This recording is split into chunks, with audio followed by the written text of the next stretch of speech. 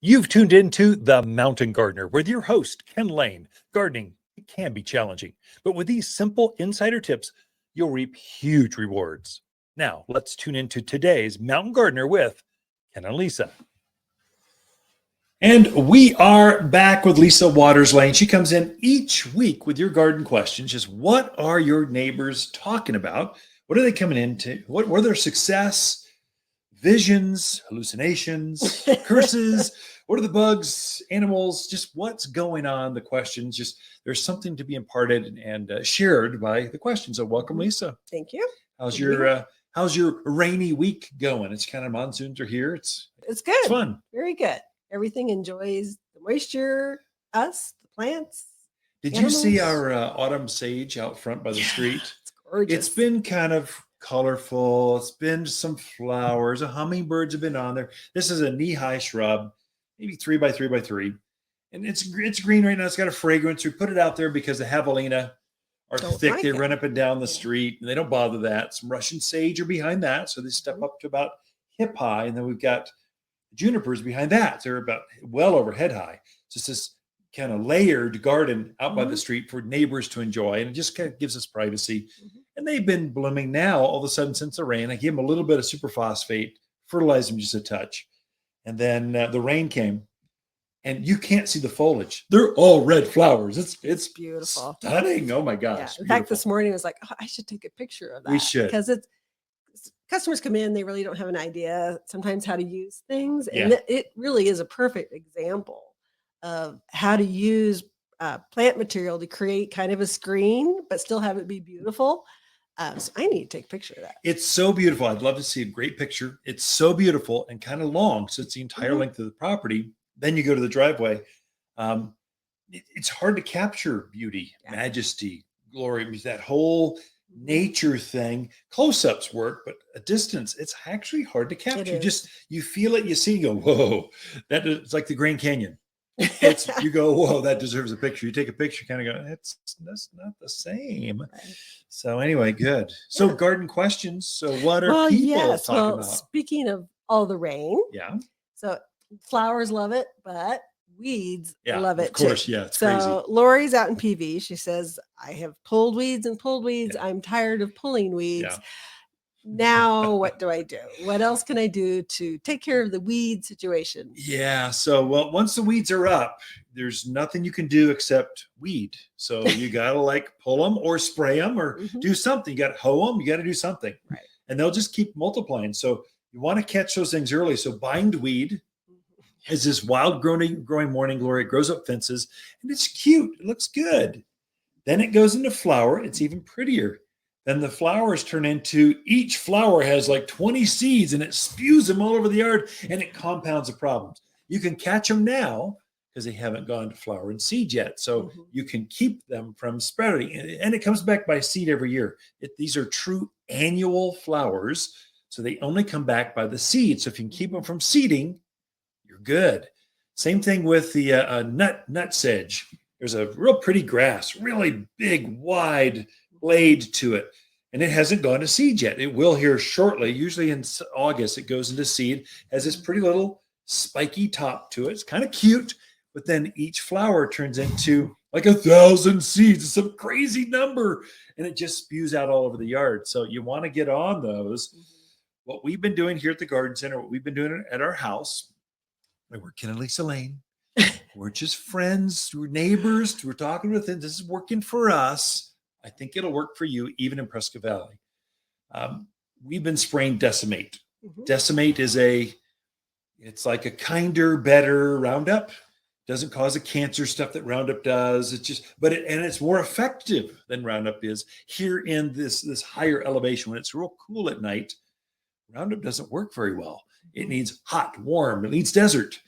So Decimate, just like it sounds, is a liquid. You put it up in your pump up sprayer. Here's the insider tip. I spray some herbicide enhancer. It's a wetting agent. It's a surfactant. So you mix your Decimate into your 1 gallon sprayer. You add some enhancer to it, and it will get that stuff to stick and kill twice as fast as any other weed killer out there. It really is a game changer for things like nutsedge. It's got a real waxy leaf to it. So things you spray it tends to roll off and kind of beat up at the base. And so it affects how fast it works. It'll work better when it's about to rain. So you get it on there, it'll stick and dry and kind of adhere to weeds better. And you'll get a better kill rate. Even if the rain comes 30 minutes later, it'll still kill it. So use Decimate, use herbicidal enhancer, or do the back-breaking work of hoeing, weeding. What I would really do is, once you get ahead of it, put some weed and grass stopper down. Don't let the weeds get started. That's how you ultimately get it. That's like a granular. You spread it over the rock lawn, down the pathways, in between the roses. It does not affect any plants that are already growing. It only affects the seed that come up out in the garden. So I would really recommend that, especially Prescott Valley. Yeah. Oh, I got that wind out there. It just grows and grows and grows. You get it weeded, and then more weeds blow right back in. Yeah. So that's probably the long-term solution, weed and grass stopper. And now put it down, pray for rain. It's the perfect time to put this stuff down. Right. Right. It does save you a lot of work in the long run. Game changer. So back to the Decimate, just so people know, it is not a soil sterilant. No. So it's not going to harm that soil. You can get rid of your weeds and then go back and plant back in there if you want. It's not going to move to your ornamental trees and shrubs and cause damage that way either. I also, if I can mention too, I had a neighbor just here at the garden center. He cut down some elm trees. He's really worried.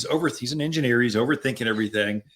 He goes, Kenny, I know you said brush and stump killer. You put that on top of where that cut was, where these elms, it's starting to sucker. I'm really worried about it crossing over and the roots jumping over to the other trees and affecting them. Or will it get the soil? Listen, you're way over. Just drill a couple holes in that trunk, pour the brush and stump killer directly on that cut. And it's not going to affect the soil, only that roots. It's not going to travel and jump over to the next trees, only that tree and that tree root. So just trust me, just do it. Otherwise, you'll have roots, you'll have elms everywhere coming up. It'll be a curse. Okay. Well, we got a few more minutes. So John in Prescott is looking for some plants to provide erosion control alongside a driveway. Easy. Yeah. What are your thoughts? I have many thoughts. Thank you, John. I appreciate that. I don't get that at home. Just poking at you. You could help me with this. So there's lots. So we break out at the garden center. We try to merchandise the way people use the plants. And so we have a knee-high and below section of plants. They only go up about a foot and a half, and then they spread out. And these things are like junipers, cotoneaster. There's a spreading native called creeping mahonia, creeping rosemary. These are all great choices that really set their roots in there, hold the soil in. They're pretty. And more importantly, they'll take that sun that you have next to a driveway, because those are usually not just full sun. Usually it's radiant heat coming off that asphalt. Many times you put rock down beside the driveway.